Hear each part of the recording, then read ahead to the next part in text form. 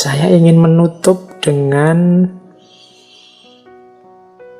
hikmah-hikmah dari Imam Malik tentang hormat dan cintanya beliau kepada Kanjeng Nabi Muhammad Sallallahu Alaihi Wasallam. Jadi kita harus banyak belajar kepada Imam Malik cara mencintai Nabi.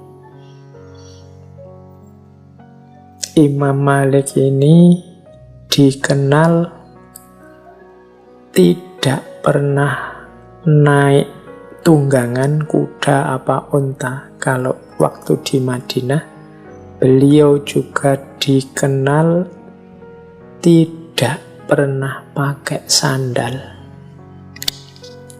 Alasannya apa? Kata Imam Malik, saya malu menginjak tanah dengan alas kaki dan tunggangan yang di dalamnya terbaring Rasulullah. Maksudnya malu menginjak tanah yang di dalam tanah ini terbaring Rasulullah. Ya karena beliau hidupnya di Madinah. Jadi sepanjang hayat beliau ini nyeker dan tidak pernah naik tunggangan. Dan beliau saking cintanya dengan Madinah, beliau tidak pernah mau meninggalkan kota Madinah. Termasuk saat ditawari jabatan-jabatan yang tinggi oleh para khalifah. Ini bukti cinta yang pertama.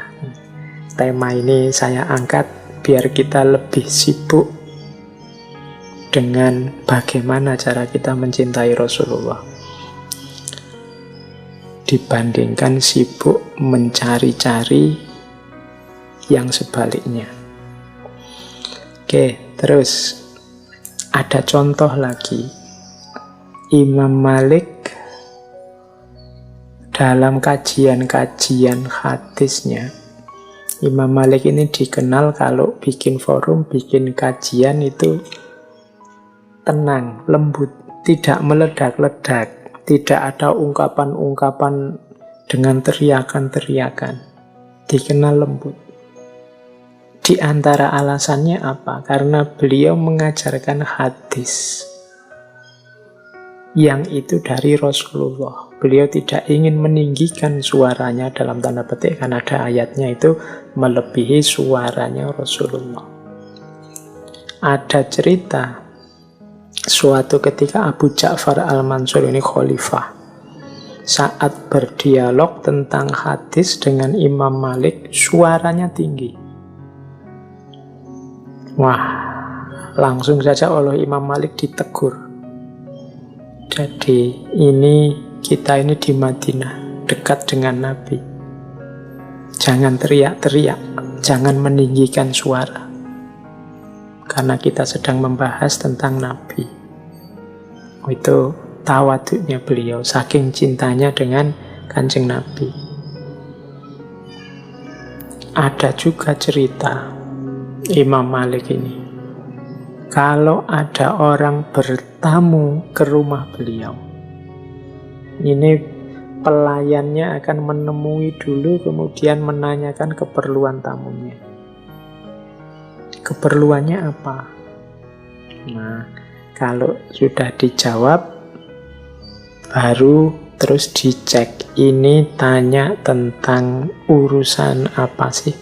Kalau hanya urusan fatwa-fatwa fikih, kan beliau imam fikih mazhab Maliki, ya Imam Malik langsung keluar, kemudian melayani kebutuhan tamunya. Tapi sebaliknya, jika kepentingannya berhubungan dengan hadis, Imam Malik tidak langsung keluar, tapi beliau akan mandi dulu, pakai baju yang indah, pakai parfum, menggunakan sorban yang lengkap, kemudian baru keluar menemui tamunya. Ini karena beliau sangat menghargai Rasulullah, menghargai hadis yang sumbernya dari Rasulullah. Jadi membahasnya saja beliau tidak berani sembarangan, tidak berani dengan kata-kata yang keras dan tinggi, tidak berani dengan baju yang sembarangan, bahkan mandi dulu pakai parfum. Ini ekspresi cintanya seorang Imam Malik kepada Kanjeng Nabi. Ini boleh kita tiru, boleh kita ikuti. Ini wujud ekspresi penghormatan dan cinta kepada Rasulullah.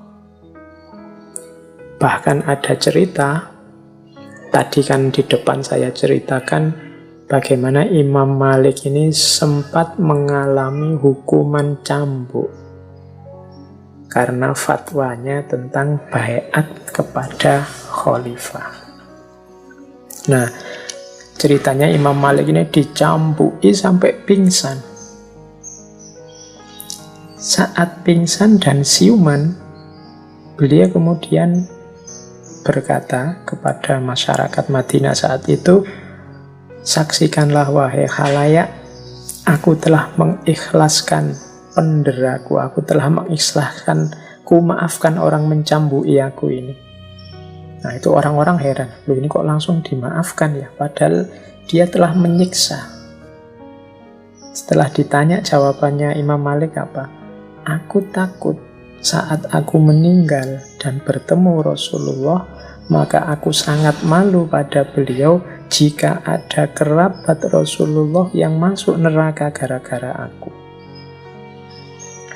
Ja'far bin Sulaiman ini kan keponakannya Khalifah Al-Mansur, yang kalau dari segi silsilah disambung-sambung ya nanti ketemu dengan Kanjeng Nabi, ketemu dengan Rasulullah. Nah, Imam Malik ini meskipun sudah disiksa, dicambuki sampai pingsan, beliau tidak mau membalas, bahkan memaafkan. Alasannya apa? Aku takut nanti kalau aku meninggal ketemu Rasulullah, ada keluarga dan kerabat Rasulullah yang masuk neraka gara-gara aku. Meskipun bukan salahnya Imam Malik, dia malu kalau ketemu Rasulullah. Mungkin khawatir Kanjeng Nabi, oh ini ulama inilah yang menjadi sebab Ja'far bin Sulaiman masuk neraka. Mungkin itu bayangannya Imam Malik begitu.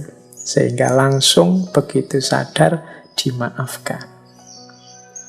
Oke, itu salah satu bukti cintanya Imam Malik kepada Rasulullah.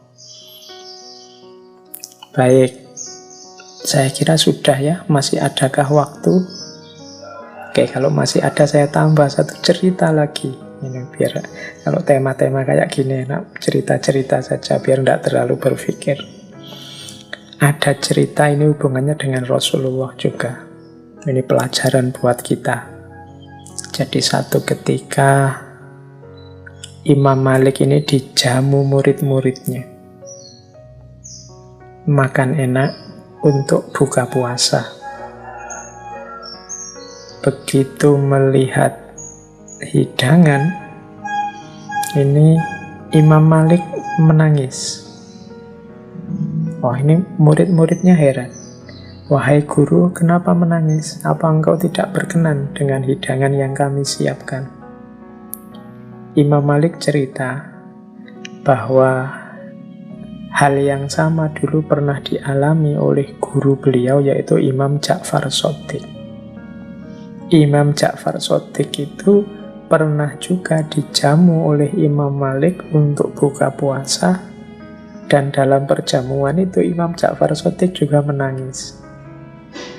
Terus Imam Malik tanya, "Wahai guru, kenapa kok menangis? Apa tidak cocok dengan hidangan yang saya siapkan?" Terus Imam Ja'far Shadiq menjawab, "Wahai muridku, ketahuilah jika aku sekarang teringat kepada datukku Nabi Muhammad Shallallahu Alaihi Wasallam. Dulu ketika beliau masih hidup, beliau sering berbuka hanya dengan 3 buah kurma. Bahkan tak jarang karena tidak ada makanan lagi, beliau berbuka hanya dengan sebutir kurma. Itu pun dibagi 2 dengan istri tercinta, Sayyidatuna Aisyah radhiyallahu anha. Padahal beliau adalah nabi akhir zaman. makhluk paling mulia dan kekasih Allah. Meskipun demikian, Nabi tetap merasakan nikmat dan bersyukur serta memperbanyak ibadah kepadanya. Jadi Imam Ja'far Shadiq ini terharu melihat hidangan kok ya enak-enak, padahal dulu Rasulullah itu makan hanya 3 kurma, kadang 1 kurma dibagi 2. Itu pun sudah bersyukur dan memperbanyak ibadah. Bagaimana dengan aku? Itu yang membuat Imam Ja'far Shadiq menangis. Nah, selanjutnya Imam Malik muridnya mengalami peristiwa yang sama dan beliau ingat juga perkataannya Imam Ja'far Shadiq, teringat kesederhanaan hidup Rasulullah sehingga beliau juga menangis. Oke, ini salah satu cerita menunjukkan rasa cinta terhadap Rasulullah dan kesiapan untuk meneladani laku yang dijalankan oleh Rasulullah dari Imam Malik. Oke, teman-teman, saya kira itu malam hari ini. Semoga ada manfaat-manfaat, hikmah-hikmah yang bisa diambil dari Imam Malik. Ya, teori-teori beliau yang utama yang sering dirujuk dalam bidang fikih, monggo digali bagi yang berminat, termasuk kitab beliau Al-Muwatta. Silahkan, kalau hari ini kitab Al-Muwatta ini bisalah teman-teman dapat bahkan yang versi gratisan secara online untuk menambah kedalaman wawasan kita tentang agama. Karena kita ini sudah menyatakan diri orang beragama, seorang muslim yang ada tanggung jawab untuk paham terhadap agama kita. Silahkan dilanjutkan belajarnya, tidak hanya berhenti di 1-2 ngaji, tapi kejar sendiri sesuai kemampuan. Saya akhiri sekian, kurang lebihnya mohon maaf. Kalau ada yang keliru, semoga bisa diingatkan. Wallahul muwafiq, wallahu a'lam bissawab. Wassalamualaikum warahmatullahi wabarakatuh.